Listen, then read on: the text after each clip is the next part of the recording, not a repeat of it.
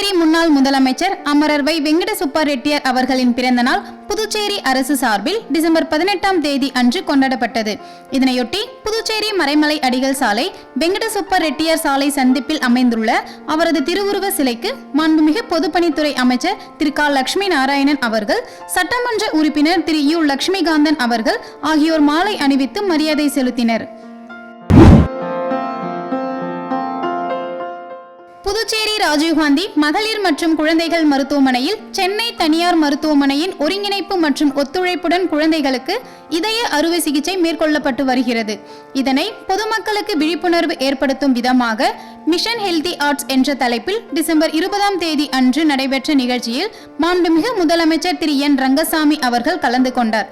மேலும் மாண்புமிகு சபாநாயகர் திரு செல்வம் அவர்கள், மாண்புமிகு சட்டமன்ற உறுப்பினர் திரு KSP ரமேஷ் அவர்கள், சுகாதாரத்துறை இயக்குனர் திரு ரவிச்சந்திரன் அவர்கள் மற்றும் ராஜீவ்காந்தி மருத்துவமனை கண்காணிப்பாளர்கள், மருத்துவர்கள், தனியார் மருத்துவமனை ஆலோசகர்கள் கலந்து கொண்டனர். நிகழ்ச்சியில் பொதுமக்கள் தங்கள் குழந்தைகளுடன் வந்திருந்து பயன்பெற்றனர்.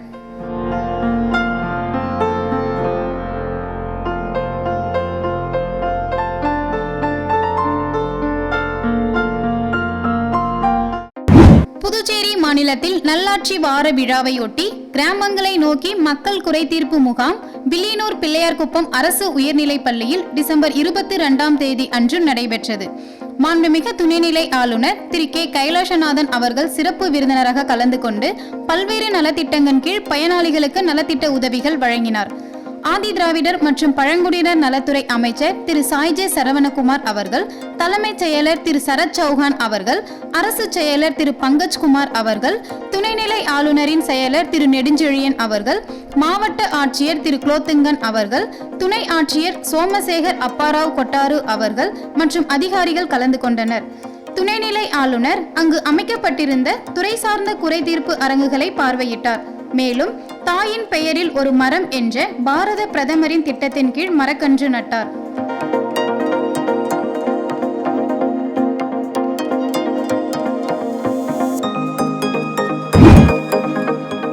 புதுச்சேரி தூய இருதய ஆண்டவர் தேவாலயத்தில் கிறிஸ்துமஸ் கொண்டாட்டம் டிசம்பர் 22ஆம் தேதி அன்று நடைபெற்றது.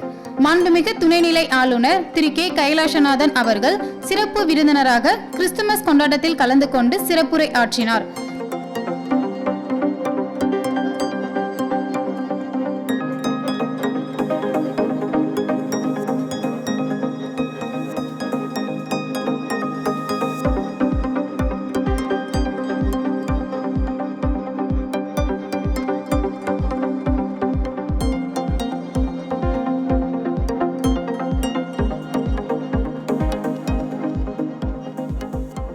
திருச்சபை சார்பில் ஏழை எளியவருக்கு கிறிஸ்துமஸ் பரிசுகளை அங்கு கூடியிருந்த அனைவருக்கும் கிறிஸ்துமஸ் வாழ்த்துகளையும் தெரிவித்துக் கொண்டார்.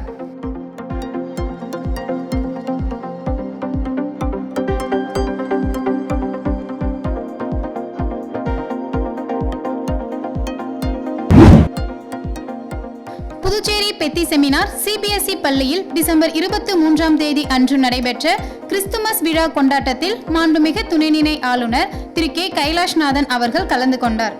விழாவில் கலந்து கொண்ட ஆளுநர் அவர்கள் அங்கு நடைபெற்ற பள்ளி மாணவர்களின் கிறிஸ்துமஸ் தின சிறப்பு நிகழ்ச்சிகளையும் கண்டுகளித்தார். இந்நிகழ்ச்சியில் சட்டமன்ற உறுப்பினர் திரு சிவசங்கர் அவர்கள், பள்ளி நிர்வாகிகள், ஆசிரியர்கள், மாணவர்கள் ஆகியோர் உற்சாகத்துடன் கலந்து கொண்டனர். விழாவில் கிண்ண சாதனை படைத்த குழந்தைகளுக்கு பதக்கங்கள் மற்றும் சான்றிதழ்கள் வழங்கி சிறப்பித்தார்.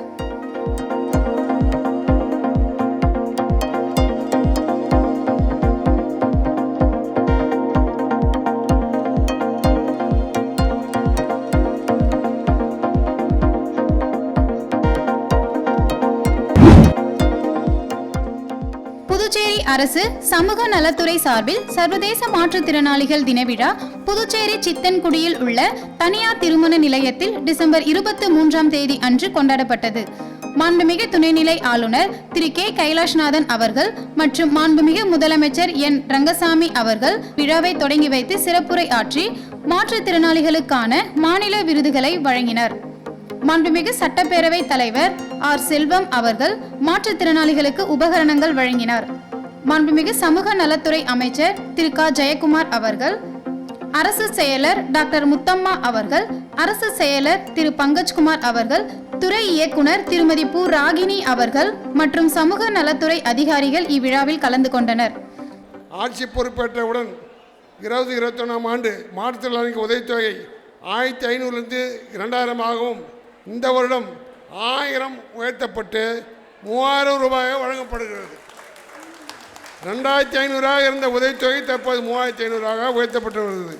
3500 4500 உயர்த்தப்பட்டுள்ளது. மூத்த குடும்பங்களில் உள்ள மாற்றுத்திறனாளிக்கு உதவித்தொகை 4500 வரை வழங்கப்படுகிறது என்பதை நாங்கள் சொல்லிக்கொள்ள பெருமைப்படுகின்றோம். இன்றைக்கு உங்களுக்கான கடந்த 3.5 ஆண்டுகளில் ஏறத்தாழ 321 கோடி ரூபாய் வேறு எந்த துறைக்கும் ஒதுக்கப்படாத அளவிற்கு நிதியை ஒதுக்கி மாற்றுத்திறனாளிகளுக்காக இந்த அரசானது 321 கோடி ரூபாய் உங்களுக்காக நிதியை வழங்கி இருக்கிறது.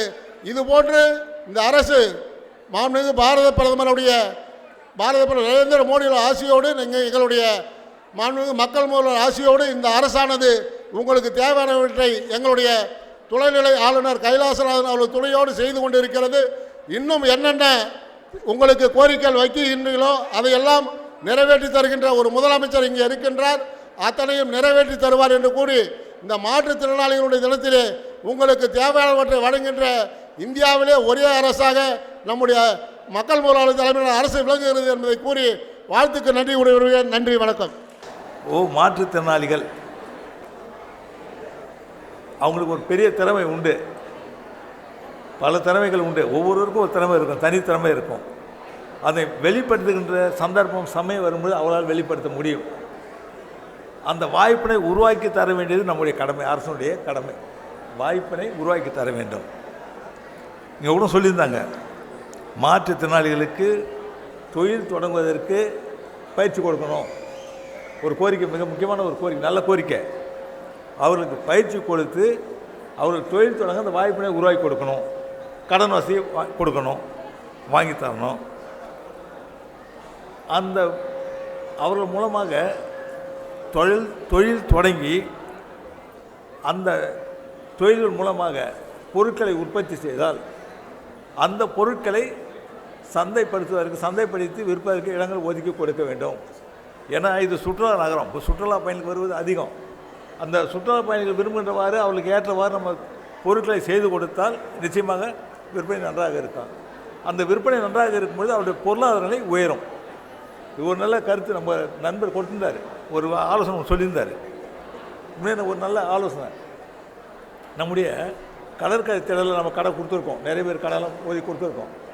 அங்கேயே கடை கொடுக்கலாம். வேறு இடங்கள், பல இடங்களில் இடம் இருக்கும்பொழுது அந்த இடத்துல அவங்களுக்கு அந்த பொருட்களை விற்பதற்கு உரிய விற்பனை செய்வதற்குரிய வகையில் இடங்கள் ஒதுக்கி கொடுக்கப்படும். எங்கெங்கெல்லாம் வாய்ப்பு இருக்கின்றதோ அங்கெங்கெல்லாம் அவர்கள் அந்த பொருட்களை விற்பதற்கு இடங்கள் ஒதுக்கி கொடுக்கப்படும் என்பதை நான் இந்த நேரத்தில் மகிழ்ச்சியோடு தெரிவித்துக் கொள்கிறேன். அதே மாதிரி எனக்கு கூட ஒரு இது இருந்தது, மாற்றுத்திறனாளிகள் நம்ம பிள்ளைங்கள்லாம் நிறைய விளையாட்டுக்கு வெளியில் போகிறாங்க, நிறைய பரிசு வாங்கிட்டு வராங்க. நான் பார்க்குறேன், நிறைய பரிசு வாங்கிட்டு வராங்க, வெளியில் போய் விளையாட்டு வராங்க. அந்த வாய்ப்பை நம்ம உருவாக்கி கொடுத்துட்ருக்கோம்.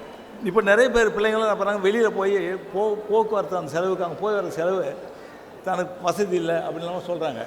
அதனால் துறை அந்த உங்களுடைய சங்கங்கள் கூறுகின்ற அந்த விளையாட்டு சங்கங்கள் மூலமாக அனுப்பப்படுகின்ற விளையாட்டு வீரர்களுக்கு உரிய அத்தனை செலவினை ஏற்றுக்கொள்ளும்.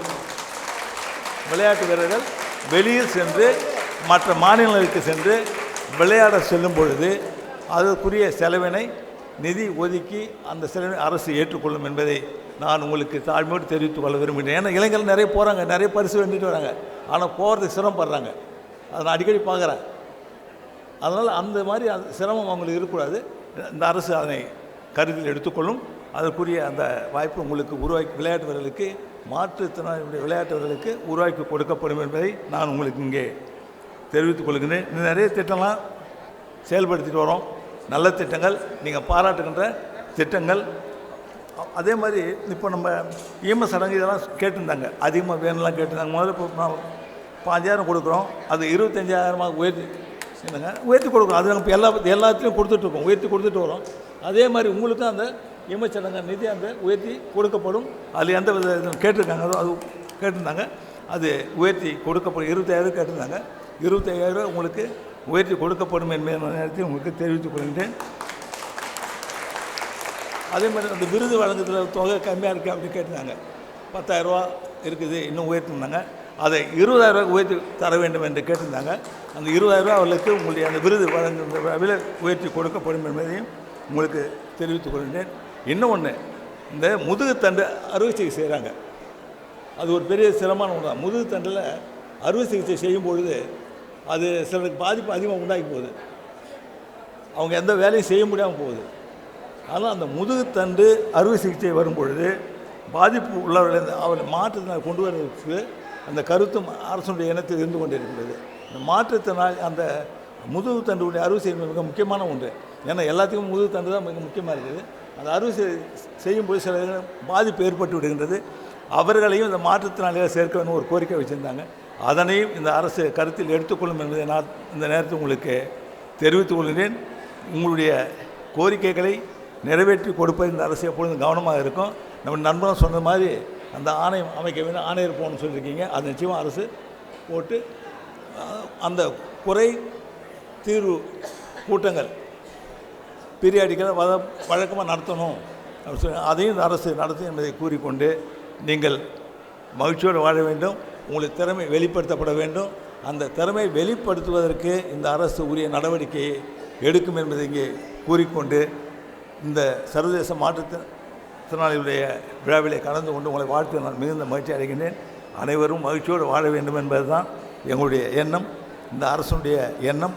அதற்குரிய நடவடிக்கையை எடுத்து அனைத்து மக்களும், அனைத்து தரப்பு மக்களும் பாராட்டுகின்ற வகையில் அனைவருக்கும் உரிய திட்டங்களை குறித்த நேரத்தில் செய்து கொடுக்கும் என்பதை இந்த நேரத்தில் கூறிக்கொண்டு, சர்வதேச தின மாற்றுத்திறனாளிகளுடைய விழாவில் உங்களுக்கு வாழ்த்து கூறுவதில் மகிழ்ச்சி அடைகின்றேன். நன்றி, வணக்கம்.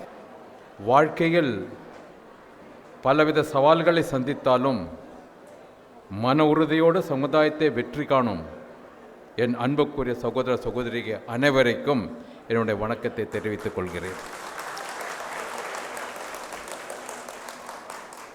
இந்த விழாவில் கலந்து கொள்வதில் மகிழ்ச்சி அடைகிறேன். ஏனென்றால் இந்த விழா ஒரு உடல் குறைபாடு உள்ளவர்களின் குறைத்து மதிப்பீடும் சமுதாய தடைகளை உடைத்து எரியும் விழா. எல்லாவரையும் போல குறைபாடு உள்ளவர்களும் எல்லா உரிமைகளோடும் வாழ தகுதியானவர்கள் என்று வெற்றி முழக்கும் ஒரு விழா. இந்த உலகம் எல்லாருக்கும் பொதுவானது என்று எடுத்து சொல்லும் விழா. குறைபாடு உள்ளவர்களின் கண்ணியத்தை, திறமையை பெருமைப்படுத்த வேண்டும் என்று தார்மீக பொறுப்பை உணர்த்தும் ஒரு விழா. உடல் குறைபாடு உள்ளவர்களின் வாழ்க்கையை வளமாக்க மாநில மத்திய அரசுகள் பல நலத்திட்டங்களை செயல்படுத்தி வருகின்றன. இந்த நலத்திட்டங்கள் எல்லாம் அவர்கள் சுய சார்போடும் சுய மரியாதையோடும் வாழ்க்கையை அமைத்து கொள்ள உதவியாக இருக்கிறது என்பதை நாம் பார்த்திருக்கிறோம். உதாரணமாக சொல்ல வேண்டால், பாரத பிரதமரின் விபத்து காப்பீடு திட்டம், மத்திய சமூக நீதி மற்றும் அதிகார அமைச்சகத்தின் தனிநபர் அடையாள அட்டை திட்டம், புதுச்சேரி அரசின் மாதாந்திர நிதி உதவி திட்டம், இலவச அரிசி வேட்டி சேலை வழங்கும் திட்டம், உடல் துணை கருவிகள், சக்கர நாற்காலிகள், எரிபொருள் மானிய திட்டம், திருமண உதவித்தொகை திட்டம், அரசு வேலைவாய்ப்பில் 4% இட ஒதுக்கீடு போன்ற திட்டங்களை சொல்லலாம். இந்த திட்டங்கள் எல்லாம் அவர்கள் சந்திக்கும் சவால்களை, தடைகளை உடைத்து அவர்கள் இந்த சமுதாயத்தில் நம்பிக்கையோடு வாழும் சூழ்நிலை உருவாக்கிய பெரிய அளவில் உதவியாக இருக்கும். ஆனாலும் சில நடைமுறை சிக்கல்கள் இருந்து வருகிறது. சில நாட்களுக்கு முன் என்னிடம் ஒரு ஃபைல் வந்தது. உடல் குறைபாடு உள்ள ஒரு பெண்மணி 40 வயது மேல் வேலை கிடக்கிறது எல்டிசியாக. சில மருத்துவர்கள் அவருக்கு உடல் குறைபாடு இருக்கிறது என்று சொல்கிறார்கள், சர்டிஃபிகேட்டும் கொடுத்திருக்கார். ஆனால் சில மருத்துவர்கள் அதை குறைபாடு இல்லை என்று சொல்கிறார்கள். அதனால் அவருக்கு இன்னும் இதுவரை வேலை தாமதம் ஏற்படுகிறது. நான் 1 மாதமாக நான் சொந்தமாக ஃபாலோ பண்ணிகிட்டு இருக்கேன் இந்த ஃபைலை பற்றி. அப்போ கூட செக்ரட்டரியேட்டில் அதிகாரிகள் இதுவரைக்கும் அதை பற்றி ஒரு டிசிஷன் எடுக்க முடியவில்லை. இது போன்ற சிக்கல்களை இப்போது விழிக்கும் கொண்டு இது பற்றிய விழிப்புணர்வை மக்களிடம் ஏற்படுத்த வேண்டும், கவர்மெண்ட் சர்வன்ட்ஸ்லையும் ஏற்படுத்த வேண்டும் என்று நினைக்கிறேன். நீங்கள் கவனமாக இதை கேட்க வேண்டும். நான் கண்ட ஒரு உண்மையை இங்கே சொல்ல வேண்டும் என்று நினைக்கிறேன். நான் கண்ட ஒரு உண்மையை இங்கே சொல்ல வேண்டும் என்று நினைக்கிறேன். எனது 45 வருஷம் அரசாங்கத்தில் பணியேற்றுகிறேன். என்னுடைய எக்ஸ்பீரியன்ஸ்லேருந்து நான் சொல்கிறேன். பொதுவாகவே உடல் குறைபாடு உள்ளவர்கள் கடமை உணர்வோடு அக்கறையோடு வேலை செய்வதை நாம் பார்க்கிறோம். ஏனென்றால் அவர்களால் மற்றவர் வலியை, வேதனையை, தேவைகளை எளிதாக புரிந்து கொள்ள முடிகிறது. உதாரணமாக நான் உங்களுக்கு ஒரு சொல்ல விரும்புகிறேன். புதுச்சேரி மாநிலத்தின் மாஹி ஒரு பிரதேசம். மாஹி பிரதேசத்தில் மாதங்களாக அங்கே முனிசிபல் கமிஷனர் போஸ்ட்டு ஃபில்லப் பண்ணவே இல்லை, காலியாகவே இருந்தது. நான் 2 மாதம் முன்னாடி போயிருந்தேன். அப்போது நான் மக்களுக்கு ஆறுதல் கொடுத்து வந்தேன். நான் கண்டிப்பாக அடுத்து வர்றதுக்கு முன்னாடி நான் ஒரு முனிசிபல் கமிஷனர் போஸ்ட் பண்ணுவேன். இப்போ மாஹி முனிசிபல் கமிஷனராக மிஸ்டர் சத்யேந்திர சிங் உத்தரப்பிரதேசை சேர்ந்தவர். அவர் கண் பார்வை குறைபாடு உள்ளவர். அவருக்கு சுத்தமாகவே கண் தெரியாது. IAS அதிகாரி உத்தரப்பிரதேச மாநிலத்தில் வந்திருக்காரு. நீண்ட காலமாக காலியாக இருந்த பதவியில் புதுச்சேரி அரசு அவரை நியமித்தது. அதற்காக புதுச்சேரி அரசை நான் முதலில் பாராட்டுகிறேன்.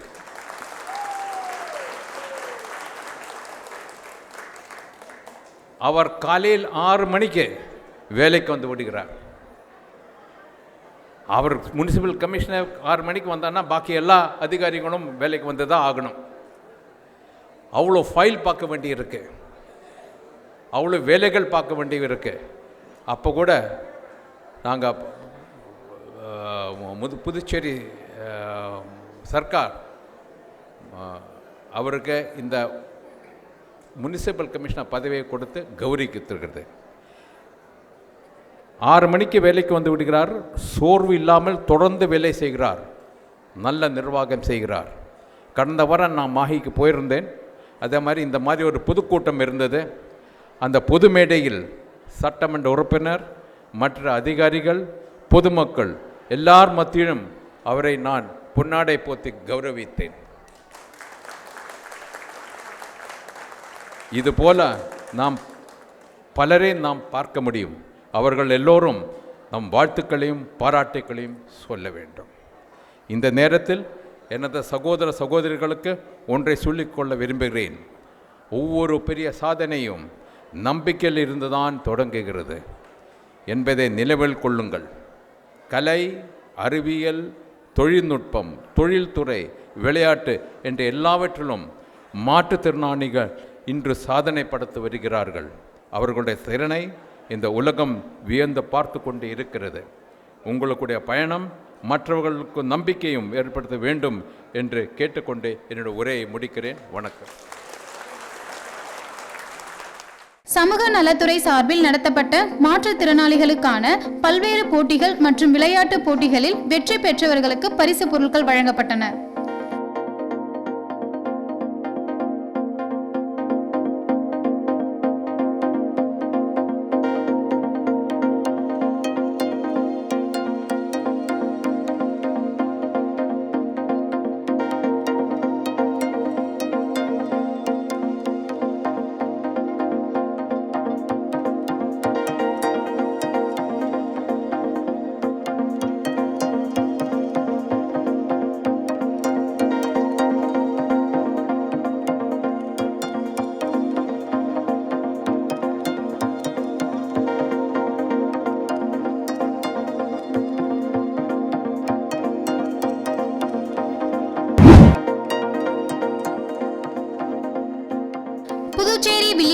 ஆயுஷ் மருத்துவமனையில் 8வது சித்த மருத்துவ திருநாள் டிசம்பர் 23ஆம் தேதி அன்று கொண்டாடப்பட்டது. இந்நிகழ்ச்சியையொட்டி பொதுமக்களுக்கான விழிப்புணர்வு ஏற்படுத்தும் விதமாக பேரணி நடைபெற்றது.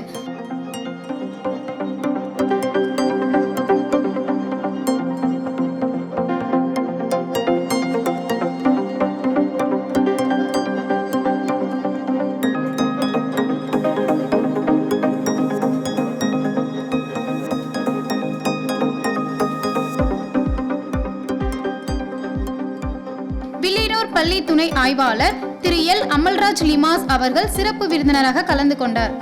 நிகழ்ச்சியில் வில்லியனூர் ஆயுஷ் மருத்துவமனையின் தலைமை சித்த மருத்துவ அதிகாரி மற்றும் மருத்துவ கண்காணிப்பாளர் இந்திரா அவர்கள், சுகாதார நிலைய நலவழி மையம் மருத்துவ அதிகாரி பாமகள் கவிதை அவர்கள் மற்றும் மருத்துவமனையின் அதிகாரிகள், ஊழியர்கள், பொதுமக்கள் கலந்து கொண்டனர்.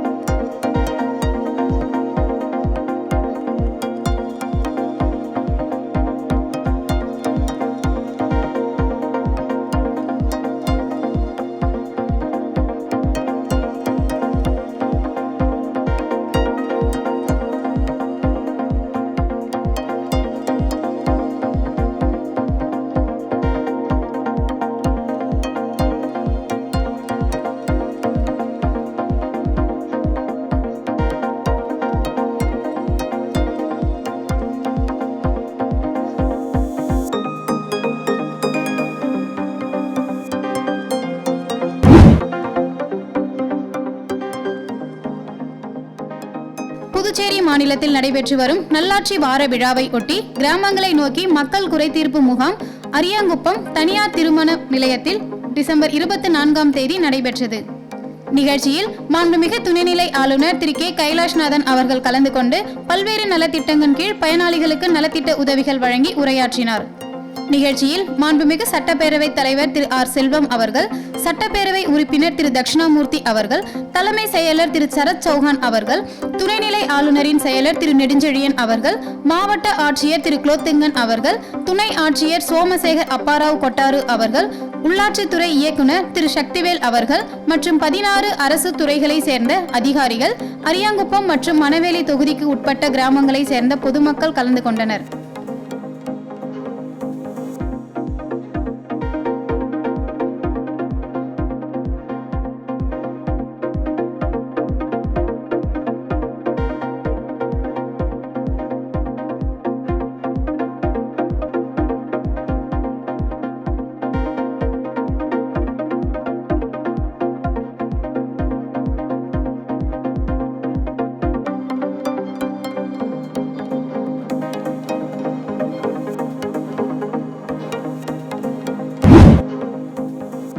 புரட்சி தலைவர் டாக்டர் எம்.ஜி. ராமச்சந்திரன் அவர்களின் நினைவு நாள் புதுச்சேரி அரசு சார்பில் டிசம்பர் 24ஆம் தேதி அனுசரிக்கப்பட்டது. இதனையொட்டி புதிய பேருந்து நிலையம் எதிரில் அமைந்துள்ள அவரது திருவுருவச் சிலைக்கு மாண்புமிகு முதலமைச்சர் திரு என் ரங்கசாமி அவர்கள், மாண்புமிகு பொதுப்பணித்துறை அமைச்சர் திரு க லட்சுமி நாராயணன் அவர்கள், மாண்புமிகு சட்டப்பேரவை துணைத் தலைவர் திரு பே ராஜவேலு அவர்கள், சட்டமன்ற உறுப்பினர் திரு ஜி நேரு என்கிற குப்புசாமி அவர்கள் ஆகியோர் மாலை அணிவித்து மரியாதை செலுத்தினர். தந்தை பெரியார் ஈவே ராமசாமி அவர்களின் நினைவு நாள் புதுச்சேரி அரசு சார்பில் டிசம்பர் 24ஆம் தேதி அனுசரிக்கப்பட்டது. இதனையொட்டி பிள்ளைத்தோட்டம் சந்திப்பில் அமைந்துள்ள அவரது திருவுருவ சிலைக்கு மாண்புமிகு முதலமைச்சர் திரு என் ரங்கசாமி அவர்கள், மாண்புமிகு பொதுப்பணித்துறை அமைச்சர் திரு க லட்சுமி நாராயணன் அவர்கள், மாண்புமிகு சட்டப்பேரவை துணைத் தலைவர் திரு பே ராஜவேலு அவர்கள் ஆகியோர் மாலை அணிவித்து மரியாதை செலுத்தினர்.